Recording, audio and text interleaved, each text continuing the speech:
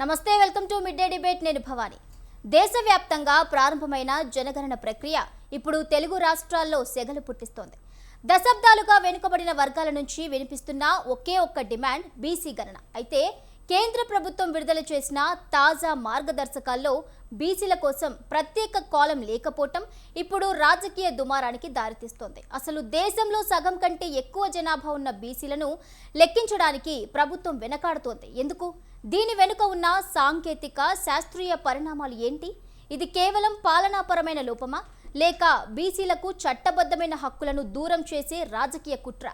జనగణనలో BC కాలం missing, ఇది హక్కుల హరణమా లేక రాజకీయ వ్యూహమా అనే అంశంపైనే మిడ్ డే డిబేట్లో ఇప్పుడు చర్చిద్దాం. మనతో పాటు చర్చలో పాల్గొనడానికి సిద్ధంగా ఉన్నారు రామూర్తి గారు, బీఆర్ఎస్ లీడర్. నమస్తే అండి రామూర్తి గారు. ఎస్, అదేవిధంగా రాజు నేత గారు ఉన్నారు, బీజేపీ స్పోక్స్ పర్సన్. నమస్తే అండి రాజు నేత గారు. నమస్తే అండి. ఎస్, ముందుగా రామూర్తి గారు మీరు చెప్పండి, ఎప్పటి నుంచో మనకు వినిపిస్తుంది బీసీలకు అన్యాయం జరుగుతోంది అని. మనం ఇప్పుడు కాదు, గత కొంత సంవత్సరాల నుంచి కూడా మనం ఈ వాదన అనేది వింటున్నాం. సో ఇప్పుడు చూసుకుంటే ఇది ఎంతవరకు, ఇది కొంతవరకు నిజంగానే అనిపిస్తుంది మనకి. ఇదంతా చూసుకుంటే అసలు బీసీల కాలం మిస్ అవ్వడం ఏంటి?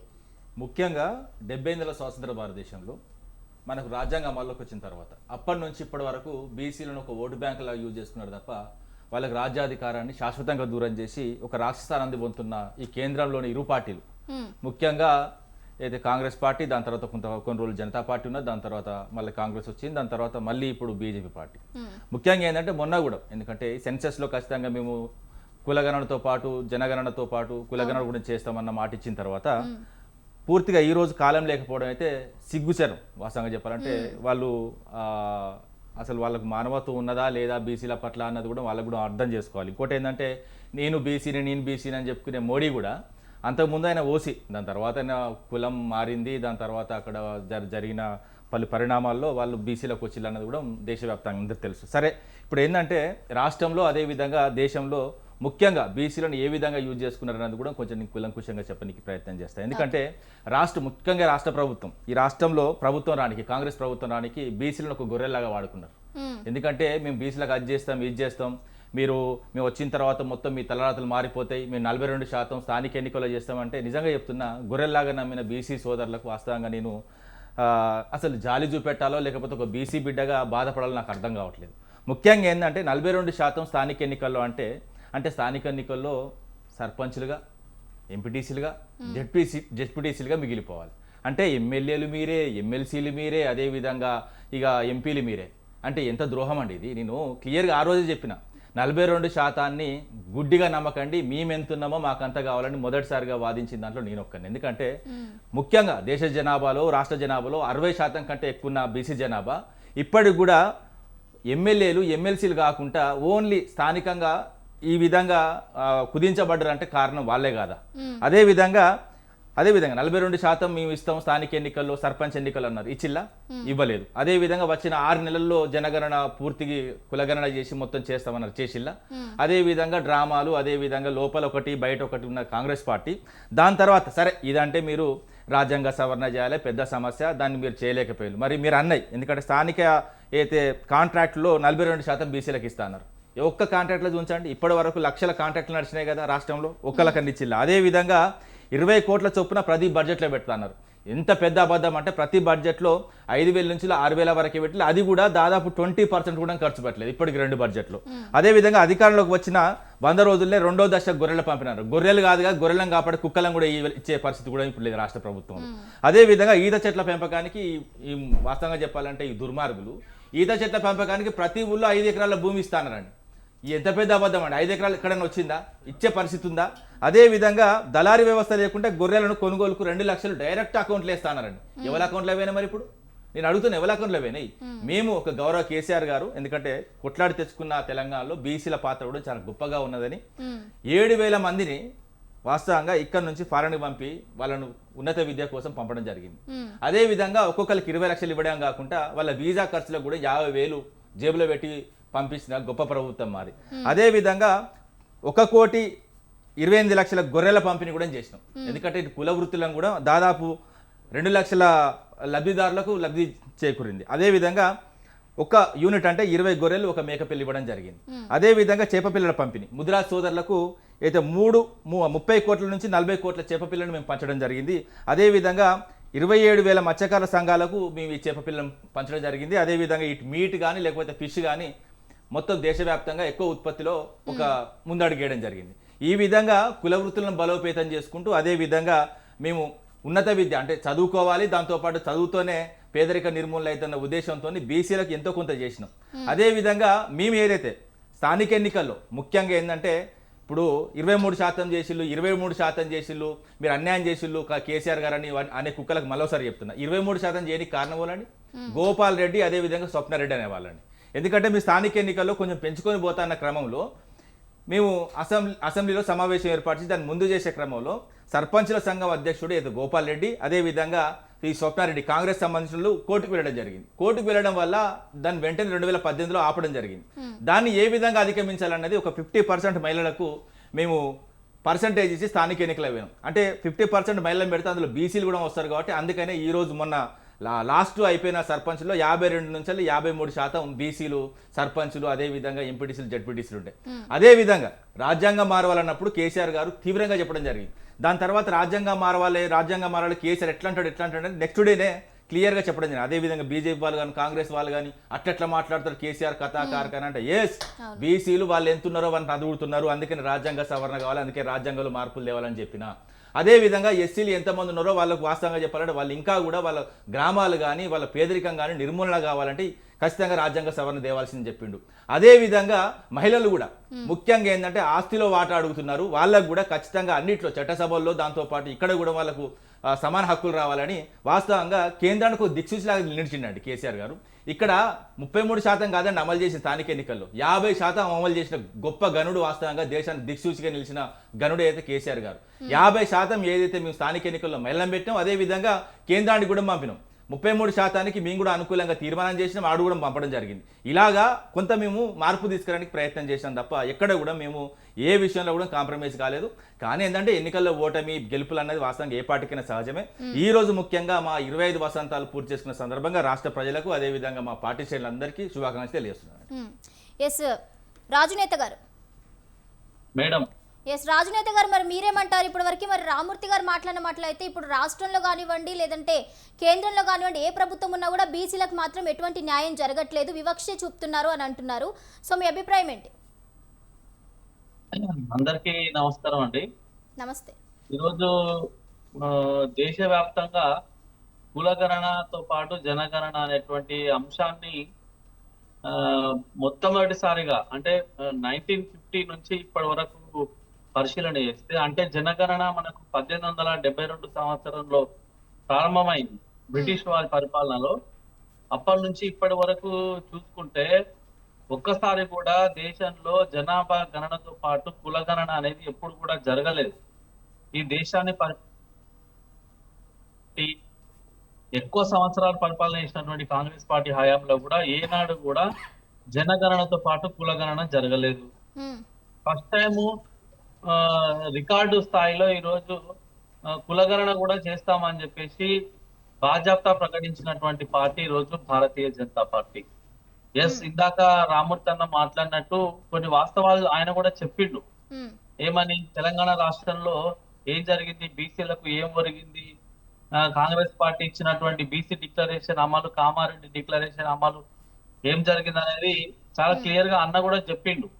వాస్తవం నిజంగా తెలంగాణ రాష్ట్రంలో సగానికి పైగా ఉన్నటువంటి జనాభా అంటే 56% పైగా ఉన్నటువంటి జనాభాకు 2.5 సంవత్సరాలుగా కాంగ్రెస్ పార్టీ ఒరగబెట్టింది ఏమీ లేదు. కామారెడ్డి డిక్లరేషన్ లో చెప్పినటువంటి మాటలన్నీ కూడా ఈరోజు ఒక్కటంటే ఒక్కటి కూడా హామీ నెరవేరలేదు. ఈరోజు జనగణన ప్రారంభమవుతున్నటువంటి సందర్భంలో ఎందుకనంటే మనందరికి తెలుసు యాక్చువల్ గా 2011 సంవత్సరంలో జనగణన తర్వాత 2021 లో జరగాల్సి ఉండే. కానీ కొన్ని అనివార్య కారణాల వల్ల కోవిడ్ లాంటి విపత్కర పరిస్థితుల కారణంగా దేశవ్యాప్తంగా 2021లో జరగాల్సినటువంటి జనగణన జరగలేదు. ఇప్పుడు అంటే 2021 తర్వాత 2026లో ఇప్పుడు దేశవ్యాప్తంగా అన్ని రాష్ట్రాలు కేంద్రపాలిత ప్రాంతాల్లో ఇప్పుడు జనగణన ప్రారంభమైతుంది. అది కూడా మనందరికి తెలుసు కొన్ని దశల వారీగా ఏ రకంగా జరుగుతుంది అనేది.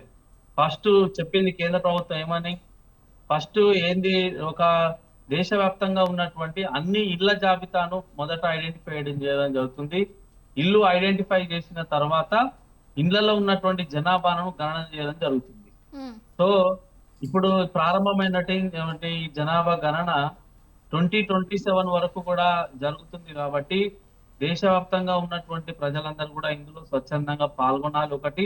ఉమ్, రెండోది, ఈ సంవత్సరం అంటే ఈ ఈ జనాభా లెక్కల సందర్భంగా కేంద్ర ప్రభుత్వం ఒక కొత్త సాంకేతిక పద్ధతిని ఉపయోగించి జనగణన చేయడం అనే కార్యక్రమానికి శ్రీకారం చుట్టింది కాబట్టి ఉమ్, సెల్ఫ్ ఎమ్యునరేషన్ అంటే మనం సొంతంగా కూడా ఆన్లైన్ లో లాగిన్ అయి ప్రతి కుటుంబంలో ఉన్నటువంటి వ్యక్తులు వాళ్ళ యొక్క సెల్ఫ్ డిక్లరేషన్, వాళ్ళ ఇంట్లో ఉన్నటువంటి ఎంతమంది ఉన్నారు, వాళ్ళ క్యాస్ట్ ఏంది, తర్వాత వాళ్ళ కుటుంబ ఆర్థిక పరిస్థితి ఏంది, అన్ని వివరాలను సెల్ఫ్ ఎమ్యునరేషన్ కూడా చేసుకోవచ్చు అని నిన్ననే మన రాష్ట్రానికి సంబంధించినటువంటి ముఖ్యమంత్రి వర్యులు, కేంద్ర మంత్రి కిషన్ రెడ్డి గారు అందరూ కూడా చెప్పిర్రు. మనమే సొంతంగా ఆన్లైన్ లో లాగిన్ అయ్యి మన వివరాలను మనమే నమోదు చేసుకున్నటువంటి కొత్త టెక్నాలజీకి ఈ సంవత్సరం నాంది పలకడం జరిగింది. ఉమ్, కాబట్టి 100% పూర్తి నమ్మకం, విశ్వాసం ఉంది. దేశవ్యాప్తంగా ఉన్నటువంటి 140 కోట్ల జనాభాకు పైగా ఇప్పుడు ఆ, ఉన్నటువంటి జనాభాను మొత్తం గణన చేయడమే కాకుండా ఏ ఏ కులాలు ఎంత శాతం ఉన్నాయి దేశవ్యాప్తంగా అని మనం చేయడానికి ఈ సందర్భంగా అవకాశం వచ్చింది. ఉమ్, మన ఇంకొక విషయం, మన స్టేట్ కు సంబంధించినటువంటి ఎవరైతే ఐఏఎస్ అధికారి ఈ జనాభా గణనకు సంబంధించినటువంటి ఇన్ఛార్జ్ ఉన్నారో ఆమె కూడా చాలా క్లియర్ గా ఈరోజు ఈ పేపర్లలో కూడా వచ్చింది. ఏమని, రాష్ట్రంలో ఉన్నటువంటి వాళ్ళందరూ కూడా జనాభా గణనలో స్వచ్ఛందంగా పాల్గొనాలి. పాల్గొంటేనే అంటే ఈ ప్రభుత్వాలు ఏ రాష్ట్రంలో ఉన్నటువంటి ప్రభుత్వాలు అయినా కూడా స్వచ్ఛందంగా అందరము జనాభా గణనలో పాల్గొంటే తద్వారా ఆ గవర్నమెంట్ డెసిషన్స్ తీసుకోవడానికి అంటే ఏ స్కీమ్స్ పెట్టాలి, ఏ కులాల జనాభా ఎంత ఉంది, వాళ్ళ సామాజిక పరిస్థితి ఏంటి, ఆర్థిక పరిస్థితి ఏంటి, తర్వాత వాళ్ళ ఇంట్లో ఉన్నటువంటి వాళ్ళకు ఉద్యోగాలు ఉన్నాయా లేవా, నిరుద్యోగులు ఎంతమంది, ఉద్యోగులు ఎంతమంది, ఇవన్నీ వివరాలు అనేది చాలా క్లియర్ గా వస్తుంది. ఉమ్, వచ్చినప్పుడు ఏమవుతుంది, తద్వారా గవర్నమెంట్ కూడా వాళ్ళు ఎలాంటి స్కీమ్స్ ఇంట్రడ్యూస్ చేయాలి, ఎట్లాంటి ప్రభుత్వ పథకాలు పెట్టాలి, ఎవరికి ఆ ప్రభుత్వ పథకాలు అందడానికి వీలుంటుందా అనేటువంటిది కూడా తద్వారా తెలిసేటువంటి అవకాశం ఉంటుందని ఈరోజు ఎవరు మన తెలంగాణ రాష్ట్రానికి సంబంధించినటువంటి ఆ, భారతి గారు ఈ సందర్భంగా చెప్పడం జరిగింది. భారతి హోలీకేరి అనేటువంటి ఐఏఎస్ ఆఫీసరు ఈ మన జనాభా గణన గురించి చాలా డీటెయిల్డ్ గా వివరణ చెప్పడం కూడా జరిగింది. ఉమ్, అంటే మన సామాజిక ఆర్థిక స్థితిగతులకు సంబంధించినటువంటి అన్ని అంశాలు జనాభా గణన ద్వారా తెలుస్తాయి. తద్వారా గవర్నమెంట్ కి ఏందనంటే ఒక ఇండికేషన్ వెళ్తుంది, ఏమని, అయా ఈ ఫలానా రాష్ట్రంలో ఇంతమంది జనాభా ఉంది, తద్వారా ఈరోజు జనాభా గణనకు అనుగుణంగా అంటే ఎస్సీలు ఇంతమంది, ఎస్టీలు ఇంతమంది, బీసీలు ఇంతమంది, ఓసీలు ఇంతమంది, మైనార్టీలు ఇంతమంది అనేటువంటి పక్కా లెక్క తెలిసిన తర్వాత ఆ స్టేట్ గవర్నమెంట్ కానీ సెంట్రల్ గవర్నమెంట్ కానీ ఏ ఏ పథకాలను వీళ్ళ కోసం మనం ఇంట్రడ్యూస్ చేయాల్సి ఉంటది, ఈ జనాభాకు అనుగుణంగా వాళ్ళ సామాజిక ఆర్థిక విద్య ఉద్యోగ వ్యాపార స్థితిగతులకు అనుగుణంగా వాళ్ళకి ఎట్లాంటి ఏ స్కీమ్స్ ఇంట్రడ్యూస్ చేయాల్సి వస్తుంది అని చెప్పేసి అప్పుడు తెలుస్తది. కాబట్టి ప్రతి ఒక్కరు జనాభా గణనలో పాల్గొనాలనేటువంటి విషయాన్ని సందర్భంగా మన ఆఫీసర్ గారు తెలియజేశారు. కేంద్ర ప్రభుత్వంలో ఉన్నటువంటి పెద్దలు కూడా ఈ విషయాన్ని చెప్పడం జరిగింది. ఎస్, అయితే కరెక్టే మీరు అన్నట్టుగా. రాజు గారు మీరు అన్నట్టుగా ఇప్పుడు మరి జనగణన లేనిది ఇప్పుడు బీసీలు ఎక్కువ మంది ఉన్నారు. ఇప్పుడు మనం చూసుకుంటే కనుక రాష్ట్రంలో బీసీల శాతం ఎక్కువ. మరి బీసీల కాలమే మిస్ చేసి అసలు బీసీల గణనే జరగకపోతే చట్టబద్ధత ఏ విధంగా వస్తుందంటారు? మరి ఈ స్కీమ్స్ కానివ్వండి, ఏవైనా కానివ్వండి. కరెక్ట్ మేడం, మీరు అడిగినటువంటి విషయం కరెక్ట్. ఏందనంటే యాక్చువల్ గా ఆ రామూర్తి అన్న కూడా తెలుసు ఒక విషయం ఏందనంటే పాపులేషన్ క్యాల్కులేషన్ అనేది కేంద్ర ప్రభుత్వం ఆధీనంలో ఉంటది. ప్రతి 10 సంవత్సరాలకు ఒకసారి జనాభా లెక్కలు జరగాలి. కానీ మన తెలంగాణ రాష్ట్రంలో అత్యుత్సాహంతో గత ప్రభుత్వం కూడా టిఆర్ఎస్ హయాంలో కూడా ఒకసారి సమగ్ర కుటుంబ సర్వే అని చెప్పేసి తెలంగాణ రాష్ట్రంలో జరిగింది. అప్పుడు కూడా లెక్కలను పబ్లిక్ డొమైన్ లో పెట్టలేదు. మళ్ళీ ఇప్పుడు కొత్తగా కాంగ్రెస్ పార్టీ అధికారంలోకి వచ్చిన తర్వాత కూడా వీళ్ళు కూడా ఇంటింటి సర్వే అని సమగ్ర కుటుంబ సర్వే అని చెప్పేసి దానికి ఒక పేరు పెట్టి సమగ్ర కుటుంబ ఆర్థిక విద్య ఉద్యోగ వ్యాపార ఆ కుల గణన అని చెప్పేసి తెలంగాణ రాష్ట్ర ప్రభుత్వం ఇటీవల కాలంలో నిర్వహించి నాకు తెలిసి మొన్న ఇటీవల కాలంలోనే రాష్ట్ర ప్రభుత్వం పబ్లిక్ డొమైన్ లో పెడుతున్నాము మేము ఆ వివరాలన్నీ కూడా అని చెప్పేసి చెప్పిర్రు. కానీ విచిత్రమైన పరిస్థితి ఏంటంటే గతంలో తెలంగాణ రాష్ట్రంలో ఎస్సీ ఎస్టీ బీసీ సామాజిక వర్గాలకు సంబంధించినటువంటి వాళ్ళ జనాభాను పరిశీలన చేస్తే గతంలో కంటే ఇప్పుడు తగ్గింది. ఎంత విచిత్రమైన పరిస్థితి అండి. ఈరోజు తెలంగాణ రాష్ట్రంలో 56% పైగా జనాభా ఉన్నది బీసీలది అని చెప్పేసి ఎన్నో నివేదికల్లో తేలింది. ఎంతో మంది ఆ క్యాలిక్యులేషన్స్ కూడా ఆమోదించిర్రు. గతంలో 56% పైగా ఉందని చెప్పేసి కేసీఆర్ గారి హయాంలో కూడా. కానీ మొన్న జరిగినటువంటి లెక్కల తర్వాత పరిశీలన చేస్తే బీసీలు 46% అనేది తేలింది. 10% ముస్లిం మైనార్టీలను కలుపుకుంటే 56% అని తేలింది. మరి గతంలో 56% అనేది స్వయంగా బీసీలే ఉన్నారని చెప్పిన తర్వాత కూడా మళ్ళీ ఇప్పుడు 46%కే బీసీ జనాభాను కుదించడం జరిగింది. అందులో చాలా మంది మనం చూసినాము ఇటీవల కాలంలో గౌడ సామాజిక వర్గాన్ని, పద్మశాలి సామాజిక వర్గాన్ని, తర్వాత ముదిరాజులను, మున్నూరు కాపులను, అందరిని యాదవులను, అన్ని సామాజిక వర్గాలకు సంబంధించినటువంటి జనాభాలను మొత్తం కూడా తగ్గించి చూపించేటువంటి ప్రయత్నం చేసింది ప్రభుత్వము. ఎందుకు ఈ రకంగా చేసిందో నాకైతే అర్థం కాలేదు ఈ విషయంలో. ఎందుకనంటే క్యాలిక్యులేషన్స్ అనేవి పక్కాగా ఉన్నప్పుడే రాష్ట్ర ప్రభుత్వం కూడా ఏ సామాజిక వర్గాలకు ఏమేం చేయాలి, వాళ్ళ యొక్క ఆర్థిక స్థితిగతులు ఏంది, వాళ్ళ యొక్క కుటుంబ నేపథ్యం ఏంది, విద్యా ఉద్యోగాలకు సంబంధించినటువంటి నేపథ్యం ఏంది అనేది తెలుసుకొని చేయాల్సి వస్తుంది. కానీ జనగణననే క్లారిటీగా చేయకపోతే ఈరోజు ఎట్లాంటి స్కీమ్స్ ఇంట్రొడ్యూస్ చేయాలి, ఏ రకంగా వాళ్ళకు లబ్ధి చేకూర్చే ప్రయత్నం చేయాలనేది అర్థం కానటువంటి పరిస్థితి తెలంగాణ రాష్ట్రంలో ఉంది. పైపెచ్చు రెండోది ఏంటంటే అసలు దేశంలో ఉన్నటువంటి ఏ రాష్ట్రానికి కూడా అఫీషియల్ గా మనం మాట్లాడుకుంటే ఏ రాష్ట్రానికి కూడా జనగణన చేయడానికి వాళ్ళకు అథారిటీనే లేదు.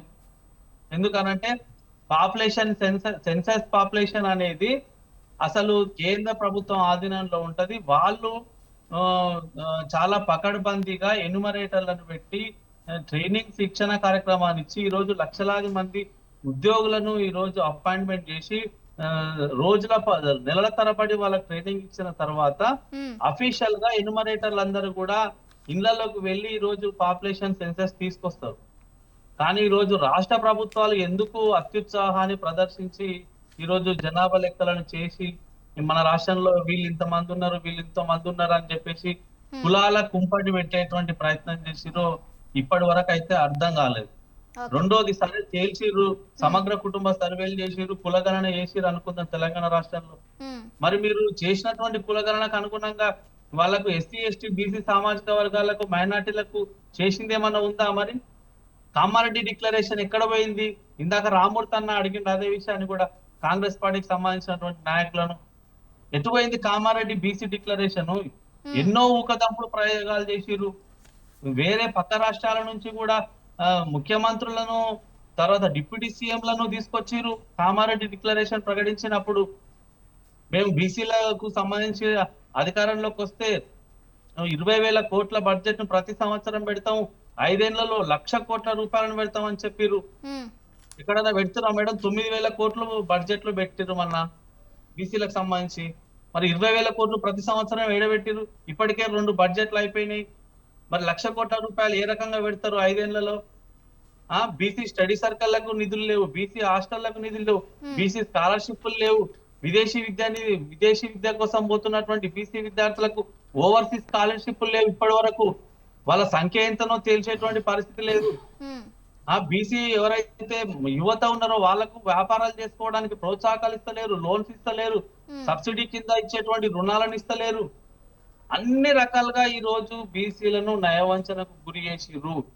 కాబట్టి ఈ తెలంగాణ రాష్ట్రంలో నాకు తెలిసి అయితే వీళ్ళు చేసినటువంటి కులగణన ద్వారా బీసీలకు ఒరుగుతుందని నేనైతే ఏది అనుకుంటలేను. విచిత్రమైన పరిస్థితి ఇంకోటి ఏంటంటే 8 లక్షల కోట్ల రూపాయలు తెలంగాణ రాష్ట్రంలో 8 లక్షల కోట్ల రూపాయలు ఫీజు రియంబర్స్మెంట్లు, స్కాలర్షిప్లు ఇప్పటికీ రాష్ట్ర ప్రభుత్వం బకాయి పడ్డది. విద్యార్థుల కోసం చెల్లిస్తలేదు. ప్రైవేటు కళాశాలలు యాజమాన్యాలు విద్యార్థులను ఇబ్బంది పెడుతున్నాయి. అంటే ఈ రోజు విద్యార్థులు చదువుకోవడానికి కూడా ప్రభుత్వం సహకారం అందిస్తలేదు అని అంటే ఓకే. ఈ ప్రభుత్వం ఎటువైపు నడిపిస్తున్నారో, ఎందుకోసం నడిపిస్తున్నారో అర్థం కానటువంటి పరిస్థితి. పై చదువులకు పోవాలన్నా వాళ్ళ సర్టిఫికేట్లు ఇస్తలేరు. కాలేజీ యాజమాన్యాలు ఇబ్బంది పెడుతున్నారు. మొత్తం స్కాలర్షిప్లు ప్రభుత్వం ఇయ్యలేదు, రియంబర్స్మెంట్లు ఇయ్యలేదు. ఇస్తేనే మీ సర్టిఫికేట్లు ఇస్తామని చెప్పేసి ఇప్పటికీ కూడా ప్రతిరోజు సో మొత్తంగా దీంట్లో రాష్ట్ర ప్రభుత్వాన్ని యొక్క పాత్ర ఎక్కువగా ఉందంటారు. Right, okay. రామూర్తి గారు, ఇప్పుడు రిజర్వేషన్ పెంపును అడ్డుకోవడానికే ఈ గణాంకాల తొక్కివేత అని మనం అనుకోవచ్చు అంటారా ఈ పరిణామాలన్నీ చూసుకుంటే? 100% ఏంటంటే ఎస్సీలు ఎంత ఉన్నారో వాళ్ళు అంత తీసుకుంటున్నారండి. విద్య, వైద్యం, అదేవిధంగా ఎన్నికల్లో, అదేవిధంగా ఎస్టీలు ఎంత ఉన్నారో అంత తీసుకుంటున్నారు. అదేవిధంగా ఓసీలు ఎంత ఉన్నారో వాళ్ళకంటే ఒక 3-4% ఈడబ్ల్యూఎస్, అది దాదాపు 10% వాళ్ళు తీసుకుంటున్నారు. కానీ బీసీలు జనాభాలో సగం కంటే ఎక్కువ ఉంటారు. 60% ఉన్న బీసీలకు ఇప్పటి వరకు కూడా కనీసము వాళ్ళు సగం కూడా తీసుకోవట్లేదు కదా అండి. వాళ్ళు ఉన్న దాంట్లో సగం కూడా తీసుకోవట్లేదు. ఇప్పుడు ఓసీలు ఎంత ఉన్నారో వాళ్ళు అంతకంటే 3-4% ఎక్కువ తీసుకుంటున్నారు. ఎస్సీలు ఎంత ఉన్నారో అంత తీసుకుంటారు. ఎస్టీలు ఎంత ఉన్నారో అంత తీసుకుంటారు. మరి ఎందుకు? మీ దేశంలో పుట్టలేదా? మీ దేశంలో భాగస్వామ్యం కాదా? మా కుల వృత్తులతోనే కదా దేశం ముందుకు పోయేది. అదేవిధంగా స్థానిక ఎన్నికల నుంచి మళ్ళీ కూడా చెప్తున్నా, వీళ్ళు స్థానిక ఎన్నికల్లో 42% నేను ఎప్పుడు కూడా అంగీకరించను. స్థానిక ఎన్నికల నుంచి చట్ట సభల వరకు మేము ఎంతునో మాకు అంత కావాలి, అంతే తప్ప కానీ వీళ్ళు ఇచ్చే బిచ్చంపు రిజర్వేషన్ల కోసం బీసీ సమాజం వెయిట్ చేయట్లేదు. అదేవిధంగా దేశంలో జనగణన ఇంతవరకు జరిగినప్పుడు కులగణన జరగలేదు, మేము వచ్చిన తర్వాత చేస్తామంటే మీరు కూడా మీ హయాంలో కూడా, ఎందుకంటే వాజ్పేయి 2001లో వాజ్పేయి ఉన్నప్పుడే జరిగింది. అదేంటంటే దేశంలో 14వ జనగణన. అదేవిధంగా స్వతంత్ర భారతదేశంలో 6వ జనగణన. స్వాతంత్రం ముందుకెళ్లి జనగణన జరిగింది కాబట్టి స్వతంత్రం వచ్చిన తర్వాత 6వ జనగణనలో మొత్తం వాజ్పేయి ఉన్నాడు కదా, మరి అప్పుడు ఎందుకు చేయలేదు? అప్పుడు గుర్తు రాలేదా బీసీలు? అప్పుడు బీసీలు లేరా? అదే విధంగా ఇప్పుడు వీళ్ళు ఉన్నారు కదా, వీళ్ళు వచ్చిన తర్వాత ఈ రోజు మరి కాలం ఎందుకు మిస్ అయింది? కాలం మిస్ అయిందంటేనే మీ కాలం చెల్లింది వాస్తవంగా చెప్పాలంటే.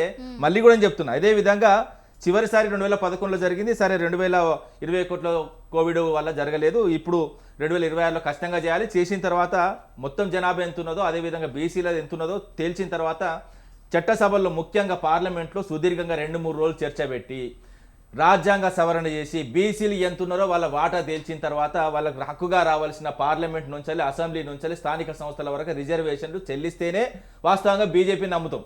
అదేవిధంగా కాంగ్రెస్ అంతకుముందు చేయలేదు కాబట్టి, ఎందుకంటే వీళ్ళ మేనిఫెస్టోలో కూడా పెట్టుకున్నారు.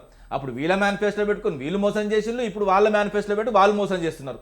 ముఖ్యంగా ఇక్కడ బఫూన్లు అయింది బీసీలు మాత్రమే. అదేవిధంగా 1872 నుంచి నడుస్తున్నదండి జనగణన. అంటే వాళ్ళు అప్పుడు పాక్షికంగా చేసిళ్ళు, ఎందుకంటే బ్రిటిష్ గవర్నమెంట్. దాని తర్వాత 1881లో పూర్తి స్థాయిలో నడుస్తున్నది. ప్రతి 10 సంవత్సరాలకు ఒకసారి నడుస్తున్నది. మొన్న కోవిడ్ వల్ల జరగలేదు, ఇప్పుడు ఖచ్చితంగా జరగాల్సిందే. ఇంకోటి ఏంటంటే ఈ జరిగే విషయంలో కూడా పారదర్శకత లేదు. బీజేపీ అంతర్గతంగా వాస్తవంగా బీసీల సైడ్ లేదన్నది క్లియర్ గా ఈ రోజు తెలిసిపోయింది, అంతే తప్ప గానీ, ఎందుకంటే కడుపులు ఏంది కౌలించుకుంటా వస్తుందా అన్నట్టు వాస్తవంగా కడుపులో ఏ మాత్రం కాంగ్రెస్ కు లేదు, అదే విధంగా ఈ బీజేపీ కూడా లేదు. అందుకే ఈ విధమైన పరిస్థితులు. సో మరి ఈ విధంగా చూసుకుంటే ప్రతి ప్రభుత్వం కూడా వచ్చినప్పుడు మేనిఫెస్టోలో బీసీలకు ఇది చేస్తాం, అది చేస్తాం. ఇంకో చిన్న విషయం, మిత్రుడు ఏదో ఫీజు రియంబర్స్మెంట్ గురించి చెప్పిండు, అది కొంచెం అంకె తప్పు చెప్పిండు. 12,000 కోట్లు బకాయి ఉన్నది. మేమున్నప్పుడు వాస్తవంగా వైఎస్ రాజశేఖర్ గారు తీసుకొచ్చిన మంచి పథకం కాబట్టి దాన్ని కొనసాగించడం, లక్షల మంది విద్యార్థులు వాస్తవంగా బయటికి పోవడం జరిగింది, వాళ్ళు లబ్ధి చేకూడడం జరిగింది. అదేవిధంగా a continuous process A government అయినా కూడా గత ప్రభుత్వం చేసింది కూడా, మేము ఫీజు రియంబర్స్మెంట్ బకాయిలు ఉంటే మేము కూడా కట్టుకుని పోయినాం 2014 తర్వాత. దాని తర్వాత 23లో వీళ్ళ చేతులకు వచ్చిన తర్వాత ఈ రోజు వరకు కూడా ఫీజు రియంబర్స్ చేయకపోవడం వాస్తవంగా సిగ్గుసేటు. ఎందుకంటే వాళ్ళు కనీసం ఫీజు రియంబర్స్మెంట్ కోసం అయితే కళాశాల యాజమాన్యం పోతే వాళ్ళని బ్లాక్ మెయిల్ చేసుకుంటూ ఈ ప్రభుత్వం వాళ్ళని ఏ విధంగా చూస్తుందో చూసుకోవచ్చు. అదేవిధంగా విద్యార్థులు చాలా ఇబ్బంది పడుతున్నారు. వాళ్ళు ఉద్యోగాల కడిపోయినా కూడా, అదేవిధంగా హయ్యర్ స్టడీస్ కూడా సర్టిఫికేట్ లేక బాగా ఇబ్బంది పడుతున్నారు. ప్రభుత్వం ఇంకోటి ఏంటంటే, ఇవాళ చాలా పేపర్లో చూశానండి మార్నింగ్, ఎందుకంటే మెట్రో స్వాధీనం చేసుకోనికి 15,000 కోట్లు కట్టిల్లండి. అంటే కడతామని చెప్పి కట్టలేదా అన్న తర్వాత ముచ్చట, కడుతున్నాం అది అయిపోయింది, మొత్తం స్వాధీనం చేసుకున్నారు, దానికి కొత్త చైర్మన్ వేసినామని ప్రకటించుకున్నారు. మరి దాని మీద అంత ధ్యాస మరి విద్యార్థుల మీద ఎందుకు లేదండి? విద్యార్థులు ఎంత? 12,000, అది 15,000 కోట్లు, ఇది 12,000 కోట్లు. ఇప్పుడు విద్యార్థులు ముఖ్యమా, భవిష్యత్తు ముఖ్యమా, నీకు ఆస్తులు ముఖ్యమా? అది ఎడిపోద్దండి ఎల్లంటి, అది రాష్ట్ర సంపద. అది వాస్తవంగా లీజ్ ఇచ్చినాం వాళ్ళకు. వాస్తవంగా చెప్పాలంటే అందరూ ఏమనుకుంటారంటే గత ప్రభుత్వం మొత్తం కంప్లీట్గా ఇచ్చేసి మేము స్టార్ట్ చేయలేదు. వాస్తవంగా మేము వచ్చిన తర్వాత ఉరకలేసినాం, అదేవిధంగా మెట్రోని మొత్తం కంప్లీట్ చేసినాం. వీళ్ళు ముట్టుకొని శంకుస్థాపన చేసిపోతే దాన్ని మొత్తం కంప్లీట్ చేసినాం. దాన్ని ఏంటంటే జాతికి అంకితం చేసినాం. ముఖ్యంగా చెప్పాలంటే ఎల్ఎన్టీ ఆధీనంలో ఉన్నది, కానీ అది మొత్తం ప్రభుత్వందే. ఏంటంటే ఎల్ఎన్టీకి మేము లీజ్కి ఇచ్చినాం అంతే తప్ప కానీ మొత్తం వాళ్ళకి అప్పచెప్పలేదు. వీళ్ళు ఏదంటే ఎల్ఎన్టీకి ఇచ్చిల్లు వాళ్ళు బ్లాక్మెయిల్ చేసుకుంటే, ఎందుకంటే వీళ్ళు పగా ప్రతీకారంతో వచ్చే ప్రభుత్వం కాబట్టి ఎల్ఎన్టీ మీద వీళ్ళకి పగున్నది కాబట్టి, ఎల్ఎన్టీ మేడిగడ్డ విషయంలో వీళ్ళు చెప్పినట్టు తినలేదు కాబట్టి వాళ్ళు కడతా అన్న కూడా వాళ్ళని కట్టనివ్వకుండా, ఎందుకంటే దాని మీద రాజకీయం చేసుకోవాలని ఇప్పటి వరకు వాస్తవంగా 200 నుంచి 300 కోట్లు అవుతుంది మేడిగడ్డ కట్టాలంటే. కానీ మేడిగడ్డ కడితే వాస్తవంగా నీళ్ళు వస్తే తెలంగాణ సస్యశ్యామలంగా ఉంటుంది, మంచిగా పంటలు పండుతాయి. కానీ వీళ్ళకి ఆంధ్రప్రదేశ్లో పంటలు పండాలి, అది ఆంధ్రప్రదేశ్ ముఖ్యమంత్రి పనిచేయాలి. ఇంకోటి ఏంటంటే ముఖ్యంగా ఈ రేవంత్ రెడ్డి వచ్చిన తర్వాత తెలంగాణకు ముఖ్యమంత్రి లాగా ఏ రోజు ప్రవర్తించాలి. ఆంధ్రప్రదేశ్కి అసిస్టెంట్ ముఖ్యమంత్రిగా పనిచేస్తున్నాడు తప్ప తెలంగాణకు ఏ రోజు ఆయన ముఖ్యమంత్రి కాడు. ఇంకా 2 సంవత్సరాలు ఉన్నా 2 సంవత్సరాలు నిజంగా చెప్తున్నా ఆయన అంతరాత్మ మొత్తం ఆంధ్రప్రదేశ్లో ఉన్నది తప్ప ఇక్కడ లేదు. రైట్. మిట్టా నర్సయ్య గౌడ్ గారు ఉన్నారు, కాంగ్రెస్ లీడర్. నమస్తే అండి నర్సయ్య గౌడ్ గారు. నమస్తే మేడం. ఎస్ నర్సయ్య గౌడ్ గారు, ఇప్పుడు దేశవ్యాప్తంగా మరి జనగణన ప్రారంభమైంది. ఇప్పుడు ఇది తెలుగు రాష్ట్రాల్లో సెగలు పుట్టిస్తోంది. సో ఎప్పుడు ఈ జనగణన మొదలైనా లేదంటే బీసీల గురించి మాట్లాడినా బీసీలకే అన్యాయం జరుగుతోంది అంటూ మనం ఎప్పటి నుంచో వింటున్న వాదన. ఇప్పుడు కరెక్ట్గా దానికి తగ్గట్టుగానే బీసీల యొక్క కాలం మిస్ అయింది. సో దీనిపై మీ అభిప్రాయం ఏంటి? వాయిస్ క్లియర్ ఉందండి? యా, క్లియర్గా ఉంది, మాట్లాడండి. ముందుగా మీకు ప్యానెల్లో ఉన్న పెద్దలకు, వ్యూవర్స్ కు నమస్కారం. రాజకీయాలకు అతీతంగా చెప్పాలంటే ఈ రాజకీయంగా కానీ సామాజికంగా కానీ అన్ని రకాలుగా బీసీలు మాత్రమే అన్యాయానికి గురైతా ఉన్నారు. ఇప్పుడు ఎస్సీలకు వాళ్ళ వాటా వాళ్ళకు వస్తా ఉంది, ఎస్టీలకు రాజ్యాంగ పరంగా వాళ్ళ వాటా వాళ్ళకు వస్తా ఉంది రాజకీయంగా. ఇక పోతే ఎవరికైనా రాంది అని అంటే బీసీలకి. మరి బీసీలకు నేను రాజకీయంగా మాట్లాడలేదు.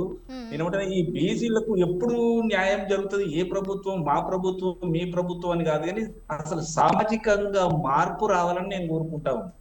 ఎందుకంటే భారతీయ జనతా పార్టీ జనగణన కులగణన అంటుంది, మరి దీంట్లో ఏం ట్విస్ట్ పెడుతుంది అంటే మనకు అర్థమవుతుంది కదా. ఇప్పుడు మహిళా బిల్లును మనం చూసినాం.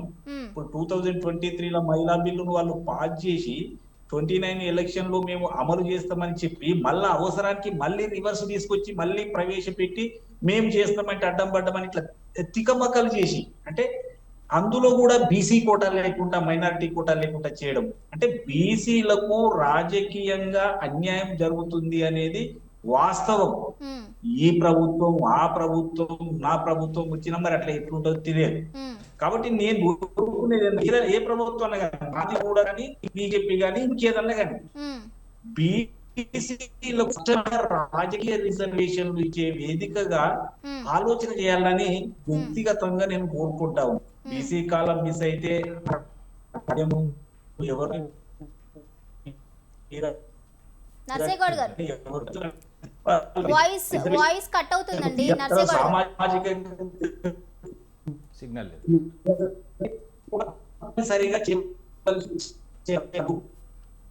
నర్సయ్య గౌడ్ గారు ఒక్కసారి చెక్ చేసుకోరా సిగ్నల్స్. మీ వాయిస్ క్లియర్ గా లేదు.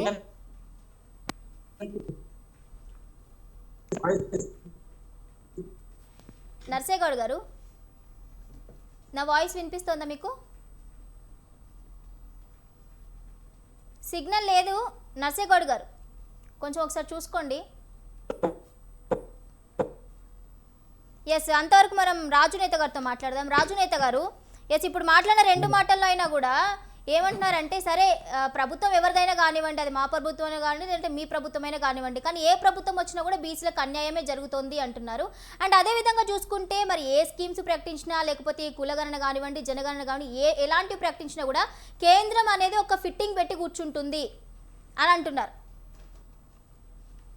మేడం, నేను ఏమంటున్నా, ఇందాకనే చెప్పిన ఒక విషయం, ఈ కులగణన ప్రాసెస్, జనగణన ప్రాసెస్ ఏంటంటే ఒక పద్ధతి ప్రకారం జరుగుతుంది. ఎందుకంటే దేశవ్యాప్తంగా ఉన్నటువంటి 29 రాష్ట్రాలలో, కేంద్ర పాలిత ప్రాంతాలలో అన్ని చోట్ల ఒకేసారి జరుగుతుంది కాబట్టి first identification of houses all over ఇండియాలో జరుగుతుంది ప్రాసెస్. ఇప్పుడు మొదటి దశలో ఇప్పుడు కాలం పెట్టలేదు అని అంటే నేను అంటే అందరూ నేను విమర్శించడం అని కాదు, కానీ కొద్దిమందికి సరైన సమాచారం ఉండొచ్చు, లేక కూడా కొన్నిసార్లు మాట్లాడొచ్చు.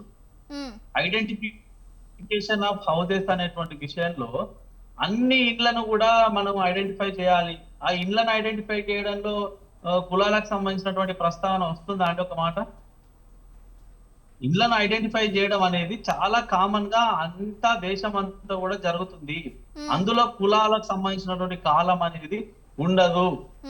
చాలా క్లియర్ గా చెప్తున్నాం, ఈ విషయం తెలుసుకోవాలి. రెండో దశలో ఏదైతే ఉందో హౌసెస్ అన్ని ఐడెంటిఫికేషన్ తర్వాత ఏదైతే కేంద్ర ప్రభుత్వం ఇచ్చినటువంటి మాట ప్రకారము జనగణనలో కులగణన అప్పుడు క్యాస్ట్ వైజ్ గా, సబ్ క్యాస్ట్ వైజ్ గా, సీరియల్ నెంబర్ వైజ్ గా వాళ్ళ క్యాస్ట్ కు సంబంధించినటువంటి ఏ సీరియల్ నెంబర్ ఉందో అన్ని రకాల ఇన్ఫర్మేషన్లు అప్పుడు అందులో అన్ని ఫారంలో కూడా వస్తాయి. అంతే తప్ప ఈ రోజు ఏమంటారు, ప్రారంభం కాకముందుకే మోకాలు అడ్డం పెట్టేటువంటి మాటలు మాట్లాడితే మనం దానికి సమాధానం ఏమని చెప్తాం చెప్పండి ఒకసారి. ఇదంతా కూడా ఒక ప్రాసెస్ ప్రకారం జరుగుతుంది.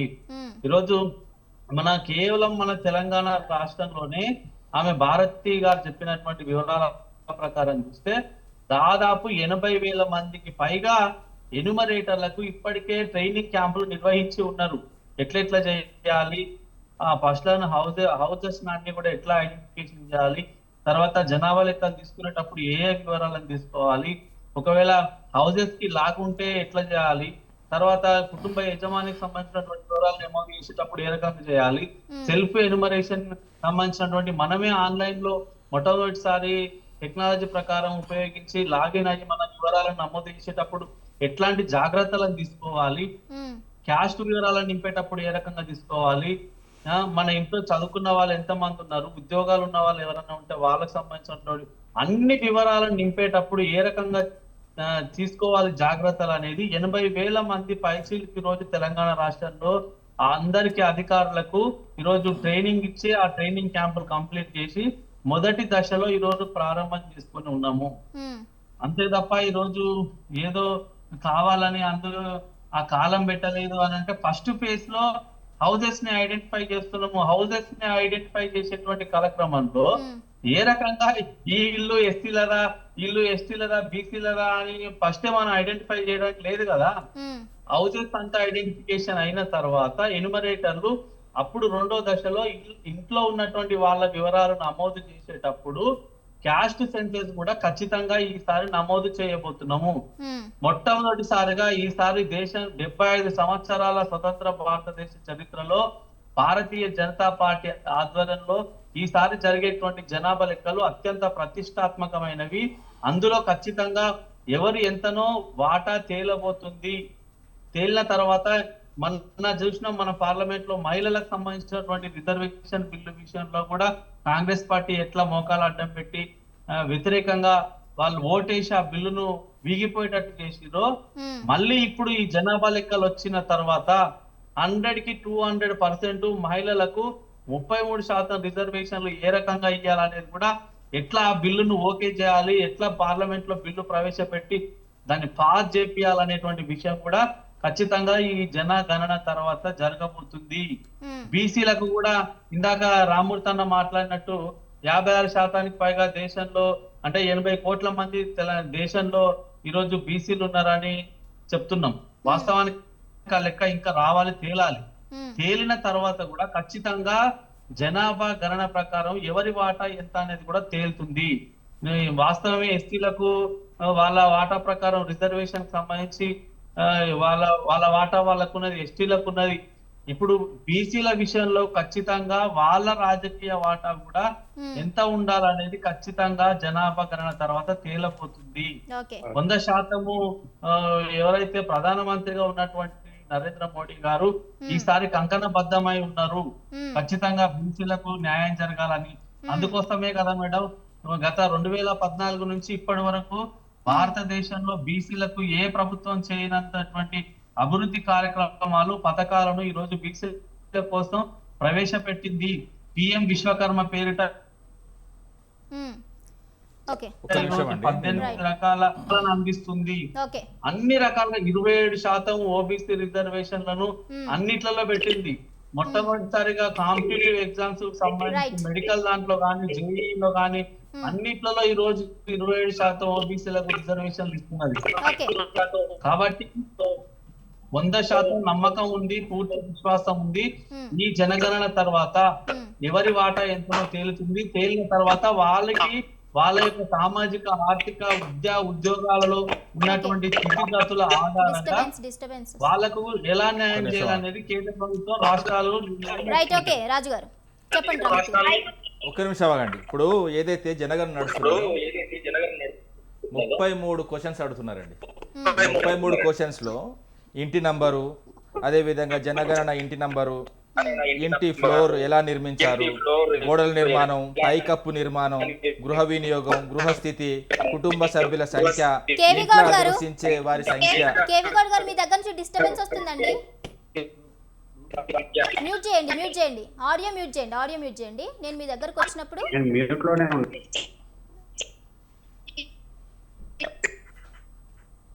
ఓకే మాట్లాడండి. ఏంటంటే ఇప్పుడు స్వతంత్ర భారతదేశంలో కోళ్లను, కుక్కలను, పందులను కూడా లెక్క పెట్టిల్లండి. అంటే బీసీలను లెక్క పెట్టకపోవడం అంటే ఇక పెద్ద అవమానకరం కాకపోతే ఇంకేదండి. ఇంకోటి ఏంటంటే దయచేసి ప్లీజ్ డిస్టర్బ్ అవుతుంది, మాట్లాడలేకపోతున్నాం కదా. ఎవరి దగ్గర నుంచో డిస్టర్బెన్స్ వస్తుందండి.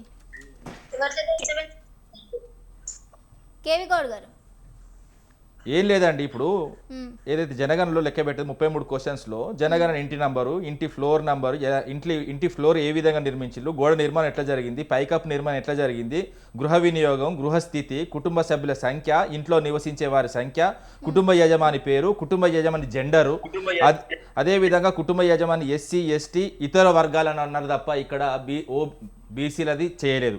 అదేవిధంగా ఇంటి యజమాని స్థితి, ఇంట్లో ఉన్న గదుల సంఖ్య, వివాహ దంపతుల సంఖ్య, తాగునీటి ప్రధాన వనరు, అదేవిధంగా తాగునీటి వనరు లభ్యత, విద్యుత్ ప్రధాన వనరు, అదేవిధంగా లెట్రిన్ సౌకర్యం ఉందా, లెట్రిన్ నిర్మాణం ఏ విధంగా అయింది, మురుగునీటి అవుట్లెట్ ఎట్లున్నది, బాత్రూమ్ సౌకర్యం ఎట్లా ఉన్నది, వంటగది ఎల్పిజి వాడతాండా లేకపోతే ఇంకేమైనా వాడతాండా, వంట ఇంధనం రకం, రేడియో ఉన్నదా, ట్రాన్సిస్టర్ ఉన్నదా, టెలివిజన్ ఉన్నదా, ఎక్కడున్నదండి, 70 అదేవిధంగా ఇంటర్నెట్ సౌకర్యం ఉన్నదా, ల్యాప్టాప్ ఉన్నదా, కంప్యూటర్ ఉన్నదా, టెలిఫోన్ ఉందా, మొబైల్ ఉందా, స్మార్ట్ ఫోన్ ఉందా, సైకిల్ ఉందా, స్కూటర్ ఉందా, మోటార్ ఉందా, లేకపోతే ఏదైతే జీప్ ఉందా, వ్యాన్ ఉందా, కుటుంబ సభ్యులు వినియోగించే ప్రధాన ధాన్యం ఏంటిది, మొబైల్ నంబరు. అసలు ఏం సేకరిస్తుందండి? ఇప్పుడు దీంతో ఏంటంటే జనగణన అన్నాడు, జనగణన లెక్క పెట్టాలి. ఇంట్లో పరిస్థితులు ఏందండి? ఇంట్లో పరిస్థితులు అధ్వానమైన పరిస్థితులు ఇప్పుడు వీళ్ళు వచ్చిన తర్వాత. ఒకప్పుడు పరిస్థితి ఎట్లుండే, ఇప్పుడు పరిస్థితి మొత్తం వాస్తవంగా చెప్పాలంటే డిమార్టేషన్ తర్వాత ఎవరి దగ్గర కూడా డబ్బులు లేకుండా పరిస్థితి, ఎవరిని అడిగినా కూడా వాస్తవంగా చెప్పాలంటే కళ్ళకు తెలియకుండా ఏడుస్తున్నారు. ఇలాంటి పరిస్థితులు. ఇంకోటి ఏంటంటే ఎందుకంటే ముఖ్యంగా రాజకీయాలను అంటుపెట్టుకొని రాజకీయంగా లబ్ధి పొందుకుంటూ అదేవిధంగా ఇన్ని సంవత్సరాలుగా కూడా విద్యా ఉద్యోగాల్లో ఆర్థికంగా అదేవిధంగా రాజకీయంగా బీసీలను వెనకకి నెట్టి ముందుకు పోతున్నారు 2 వర్గాలండి. అవి ఎవరికో అందరికీ తెలుసు. వాస్తవంగా దాని గురించి పెద్ద మాట్లాడవసరం లేదు. అదేవిధంగా వాళ్ళు మాత్రమే ఉండాలి, బీసీలో మాత్రం అన్యాయం చేయాలి, వాళ్ళు చట్టసభల్లో ఉండాలి, వాళ్ళు పైనుంచి కింది లాగా ఉండాలి. అదేవిధంగా ఓన్లీ బీసీలు మాత్రం స్థానిక ఎన్నికల వరకే పరిమితం కావాలి. ఇంత దుర్మార్గమైన ఆలోచన ఏంటండి? ఇంకా కూడా 70 స్వాతంత్ర భారతదేశంలో బీసీలకు చైతన్యం రాకపోవడం ముఖ్య కారణం ఏంటంటే 36 కులాలు ఉండడం. ఈ కులాలు ఐకమత్యం కావు, ఎందుకంటే విభజించు పాలించన్న కార్యక్రమం లేదా బ్రిటిష్ కాలం నుంచి ఉన్నాయి కాబట్టి ముఖ్యంగా ఏంటంటే కుల వృత్తులను విచ్చలవిడిగా చేసి ఏ విధంగా ఏ కులమైతే ఆ కులంగా మొత్తం కులాలను విభజించి మొత్తం ఆఖరికి భారతదేశం ఆర్థిక వ్యవస్థను దెబ్బతీసి అదేవిధంగా దాదాపు 100 ఏళ్ళు పరిపాలించిన అయితే బ్రిటిష్ కానీ దాని తర్వాత మన చేతికి వచ్చిన తర్వాత అప్పుడు తెల్లల పరిపాలన, ఇప్పుడు మనోళ్ళ పరిపాలన. అప్పుడు బీసీలకు అన్యాయం జరిగింది, ఇప్పుడు బీసీలకు అన్యాయం జరిగింది. ఎవడు బాగుపడ్డాడు, ఎవడు ముందు పోయాడు. ఇప్పటి వరకు 78 స్వాతంత్ర భారతదేశంలో ఎస్సీలు ఎంత ఉన్నారో వాళ్ళంతా తీసుకుంటున్నారు, ఎస్టీలు ఎంత ఉన్నారో వాళ్ళు అంతమంది తీసుకుంటున్నారు. అదేవిధంగా ఓసీలు ఎంత ఉన్నారో వాళ్ళకంటే 3-4% ఎక్కువ తీసుకుంటున్నారు. బీసీలకు ఏమైంది? ఎవరి వాళ్ళ బీసీలకు అయితే ఎవరిని అడగాలి? కోర్టును అడిగినా కోర్టు సమాధానం చెప్పదు. అదేవిధంగా చట్టసభలు అంటే చట్టసభలో అసలు రాజకీయాల చేతుల్లో, రాజకీయ నాయకుల చేతుల్లో బీసీలు అన్యాయం జరిగిపోతున్నది. అప్పుడు అయితే కాంగ్రెస్ పార్టీ, దాని తర్వాత బీజేపీ పార్టీ, ఇప్పుడు మళ్ళీ బీజేపీ పార్టీ. అంతే తప్ప కానీ ఎవరు న్యాయం చేయలేదు. ఎవరు చేయాలన్నా కేంద్రంలో ఖచ్చితంగా కూర్చోవాల్సిందే, పార్లమెంట్లో చర్చ జరగాల్సిందే, పార్లమెంట్లో అదేవిధంగా రాజ్యాంగ సవరణ జరగాల్సిందే. బీసీలకు వాస్తవంగా చట్టసభల్లో ఒకవేళ నేను చెప్తున్నా టాప్ టు బాటం ఒకవేళ రిజర్వేషన్ సిద్ధించాలంటే ఓన్లీ రాజ్యాంగ సవరణ ద్వారానే దిక్కు తప్ప ఇంకెక్కర్లేదు. ఎందుకంటే కోర్టులో కూడా వాస్తవంగా ఫీజు ఉంది. ఆ ఫీజును కూడా తీయాలంటే కూడా చట్టసభలో చేసిన తర్వాతనే అది ముందుకెళ్తుంది తప్ప దీనిలో ఇంకేం లేదండి. రైట్. నర్సేగౌడ్ గారు చెప్పండి. నర్సేగౌడ్ గారు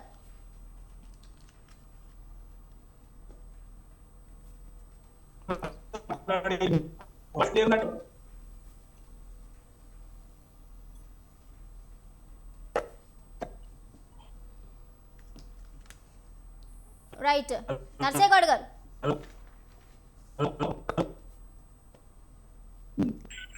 ఓకే, కేవి గౌడ్ గారు ఉన్నారు, బీసీ లీడర్. నమస్తే అండి కేవి గౌడ్ గారు. మిత్రుడికి ఒక చిన్న విషయం చెప్తాను. బీజేపీ మిత్రుడు ఒక మాట అన్నాడు, ఏది మేము సమగ్ర కుటుంబ సర్వే చేసినప్పుడు పబ్లిక్ డొమైన్లో పెట్టలేదు అన్నారు.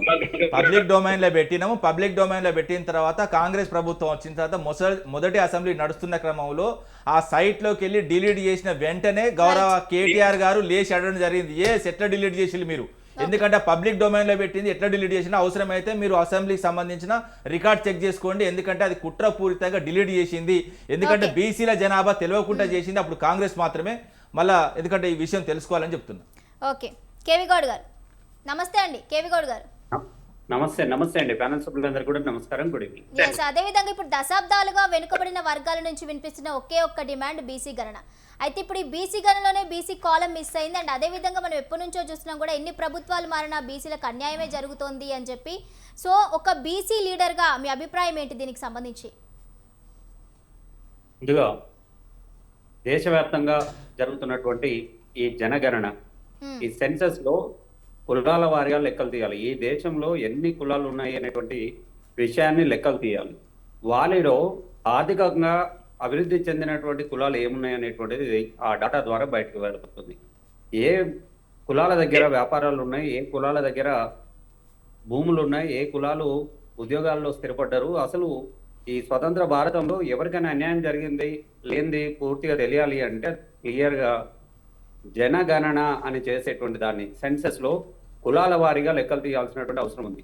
ఈ దేశంలో ఏ వర్గాన్ని తీసుకున్న బీసీ అంటే బ్యాక్వర్డ్ క్యాస్ట్ కాకుండా బ్యాక్వర్డ్ క్లాస్ అని అన్నారు. ఏ క్లాస్ అయినా తెలియాలి అంటే ఆ క్లాస్ ఉన్నటువంటి ఇబ్బందులు ఏదో అర్థం కావాలి. అవి అర్థం కావాలంటే కులాల వారీగా, కులం అనేది కూడా క్లాసే అనేటువంటిది మన గతంలో సుప్రీంకోర్టు కూడా వ్యాఖ్యానించినటువంటిది. కాబట్టి ఈ కులాల వారీగా లెక్కలు తీయాలి. లెక్కలు తీస్తే అందులో స్వతంత్ర భారతంలో కొన్ని కులాలు మాత్రమే దేశాన్ని రాష్ట్రాలను పరిపాలనలో కొనసాగిస్తూ ఉన్నాయి, పరిపాలన గుత్తాధిపత్యం పట్టుకున్నాయి. కొన్ని కులాలకు, కొన్ని వర్గాలకు రిజర్వేషన్ ఫలాలు కొంతవరకు అందుతున్నాయి.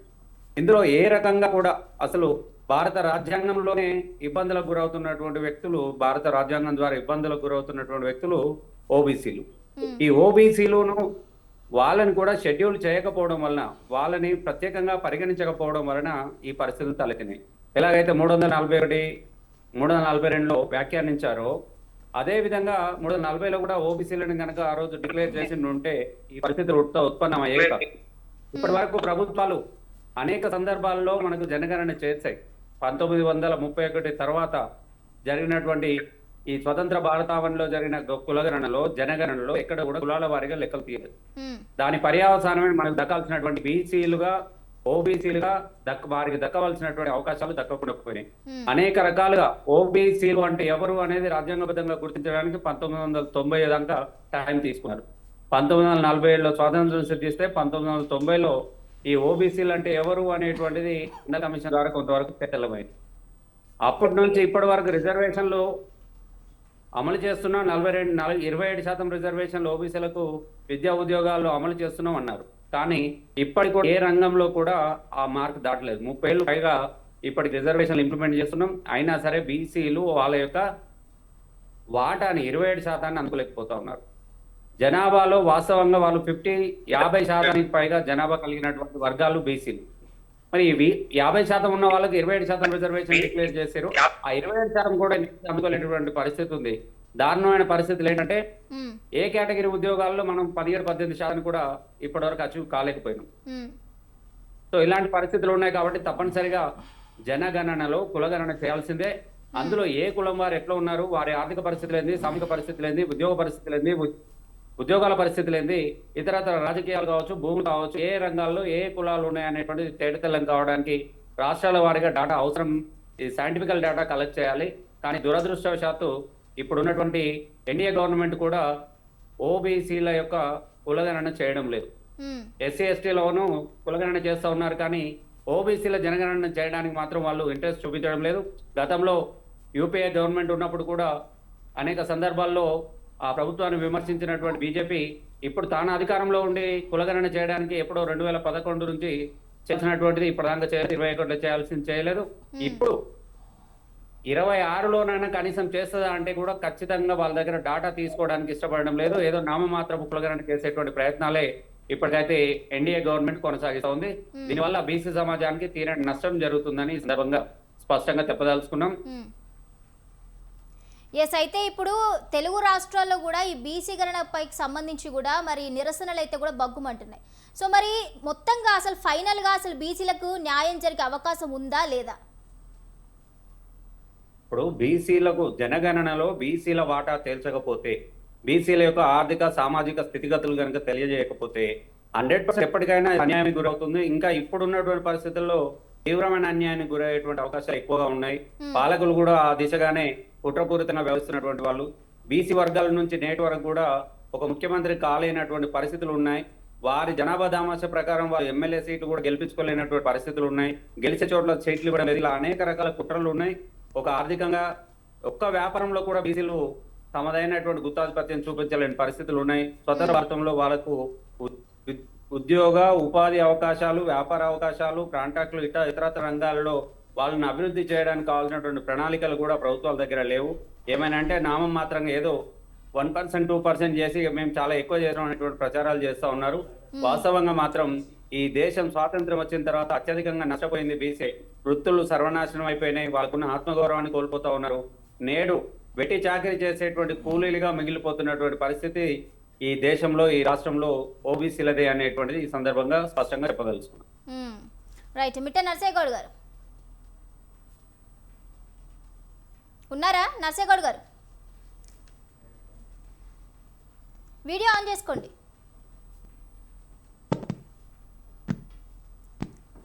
నర్సేగౌడ్ గారు ఇప్పుడు ఓకేనా అండి సిగ్నల్?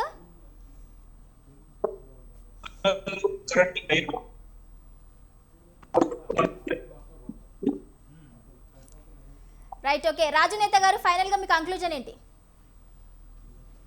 అదే మేడం, ఇప్పుడు ఒకటి ఇందాక ప్యానల్లో ఉన్నటువంటి పెద్దలందరూ మాట్లాడింది అంతా కూడా సరైనది.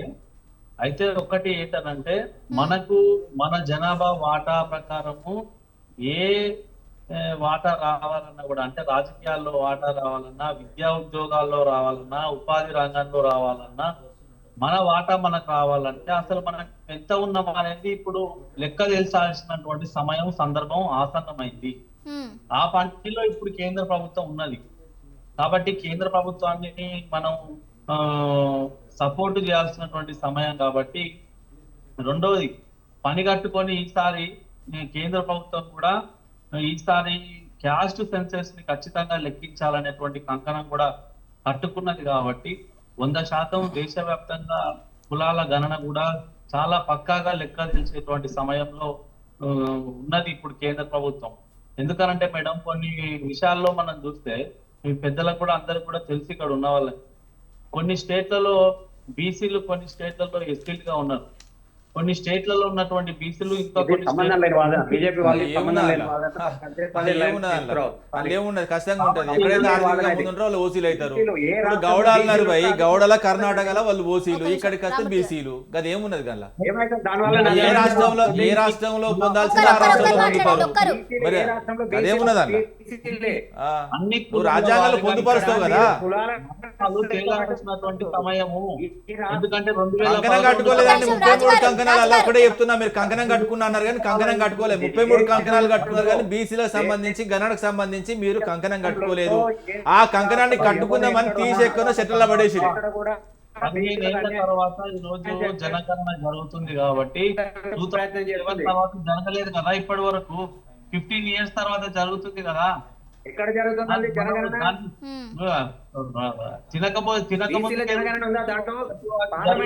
చెప్పినటువంటి మీరు విడుదల చేసిన గెజెట్ లో ఓబీసీ కాలం ఎందుకు లేకుండా చేశారు? నేను ఏమంటున్నా అంటే కేంద్ర గురించి మాట్లాడతలేదు. ఒక్క నిమిషం నేనేమంటున్నా అంటే కేంద్ర ప్రభుత్వం ఎవ్వరికి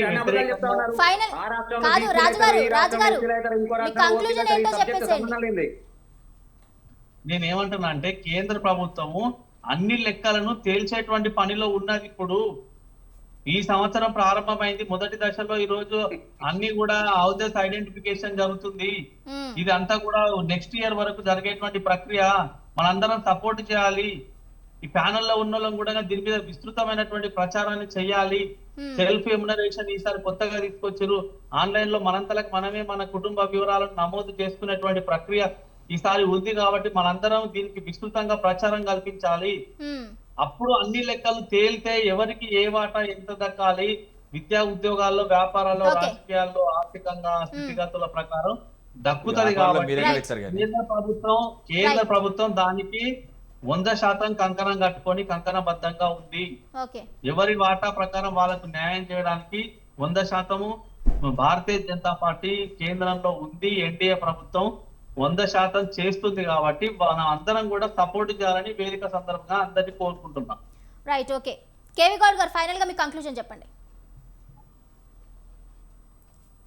ఇప్పుడు బీజేపీ మాట్లాడుతున్నటువంటి మాటలు స్పష్టంగా జీవోలు ఇచ్చినా, గెజెట్లు ఇచ్చినా దాంట్లోనేమో అధికారికంగా ఓబీసీల ప్రస్తావన లేదు. బీజేపీ నాయకులు మేము కులగణన చేస్తున్నాం అని చెప్తా ఉన్నారు. హాస్యాస్పదం ఇది. వాళ్ళు ఎక్కడ కూడా చట్టబద్ధంగా ఇచ్చినటువంటి డాక్యుమెంట్ లో ఓబీసీల కులగణన చేస్తున్నట్టుగా ఎక్కడ లేదు. జనగణన చేస్తున్నాం. జనగణనలో గతంలో లాగానే ఎస్సీ ఎస్టీల జనగణన చేస్తున్నాం.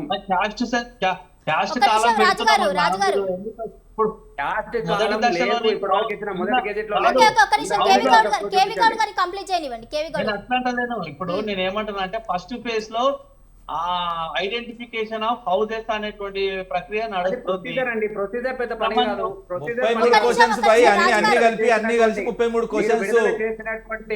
క్వశ్చన్స్ లో లేవు. ఫస్ట్ దఫా, రెండో దఫా, మూడో దఫా కాదు, అన్ని కలిపి చెప్తున్నాం. నేనేమంటున్నా, విద్యా ఉద్యోగాల్లో ఆర్థికంగా అదే విధంగా రాజకీయంగా మేము బీసీలు 60 ఉంటే 60, 70 ఉంటే 70 ఖచ్చితంగా తేల్వాల్సిందే. ఏ రాష్ట్రంలో ఉన్న ప్రాబ్లమ్స్ ఆ రాష్ట్రం ఉంటాయి కూడా. అక్కడ ఎస్సీ కావచ్చు, సార్ బీసీ కావచ్చు, సార్ ఓసీ కావచ్చు. కానీ మేము ఎంతున్నామో ఆగండి భయ్, ఆగండి. మా బాధ మీకేం తెలుసు? బీసీల బాధ చాలా తెలివైనోడు, ఎవరిని మాట్లాడని అంటున్నా. బీసీ బిడ్డను తెలివికలోడని ఒప్పుకున్నందుకు ధన్యవాదాలు. ఓకే, నేను ఏమంటున్నా, మరీ ఏమని చెప్తున్నా, సరే నేను మాట్లాడిస్తానని మాట్లాడినా, నా వర్షం వచ్చింది, నా వర్షం వచ్చాడు, నేను మాట్లాడుతున్నా. నా వర్షం వచ్చాడు, నేను మాట్లాడుతున్నా. ముఖ్యంగా బీసీలకు అనాదిగా అన్యాయం చేసిన కాంగ్రెస్ పార్టీ, ఇప్పుడు చేస్తున్న బీజేపీ పార్టీ ఖచ్చితంగా ఇప్పుడు సమాధానం చెప్పవలసిందే. ఒకవేళ ఇప్పుడు చేయకపోతే ఎప్పుడు కూడా రాదు. ఇంకోటి ఏంటంటే బీసీలు కూడా ఖచ్చితంగా తెలివి తెచ్చుకోవాలి. 42%, 32% అంటే గుడ్డిగా నమ్మి మోసపోవద్దు. మొన్న కాంగ్రెస్ చెప్పిన మాటలకు నమ్మి మోసపోయారు. స్థానిక ఎన్నికల్లో 42% అన్నారు, గుండు సున్నా ఇచ్చులు. అదేవిధంగా మొన్న కూడా ఇప్పుడు జెడ్పీటీసీ, ఎంపీటీసీ ఎన్నికలు కూడా సేమ్ పార్టీ పరంగా అని చెప్పుకుంటూ పోతారు. వాళ్ళని ఎప్పుడు కూడా నమ్మొద్దు. బీసీ సమాజం కాంగ్రెస్ని కానీ బీజేపీని కానీ నమ్మొద్దు. ఒకవేళ మేము మళ్ళీ అధికారంలోకి వస్తే ఖచ్చితంగా అసెంబ్లీలో తీర్మానం పెడతాం, పార్లమెంటు పంపిస్తాం. ఒకవేళ పార్లమెంట్లో మా బలం ఉంటే ఖచ్చితంగా మేము ప్రశ్నిస్తాం. ముఖ్యంగా ఎందుకంటే బీసీలకు ఖచ్చితంగా రావాల్సిన విషయంలో గౌరవ కేసీఆర్ గారు ఆ రోజు పోరాటం చేసిండ్రు. ముఖ్యంగా ఓబీసీ సంబంధించి మంత్రివర్గం కావాలని మొట్టమొదటిసారిగా ఢిల్లీకి పోయిన ఎవరైతే ఉన్నారో అది కేసీఆర్ గారు. మళ్ళీ కూడా చెప్తున్నా, బీసీలకు సంబంధించి ఇప్పుడు వీళ్ళు చేయకపోయినా కూడా వచ్చే సెన్సస్ వరకైనా కూడా మేము వీళ్ళకి తోడుగా ఉంటాం. బీసీలకు అన్యాయంగా ఎక్కడ కూడా జరగనేవి. ఇప్పుడు ఈ రోజు అన్యాయం చేస్తున్నా కూడా మేము ఖచ్చితంగా అడ్డుపడతాం. Right, okay. Thank you Ramurthy గారు. అండ్ అదేవిధంగా కేవి గౌడ్ గారు, మిట్టా నర్సయ్య గౌడ్ గారు, రాజు నేత గారు, థ్యాంక్ యూ సో మచ్ అండి డిబేట్లో పాల్గొని మీ యొక్క అభిప్రాయాన్ని వ్యక్తపరిచినందుకు. చూసారు కదండి, ఇది ఇవాల్టి మిడ్ డే డిబేట్. మరో అంశంతో మళ్ళీ కలుద్దాం. అంటే కీప్ వాచింగ్ స్వతంత్ర.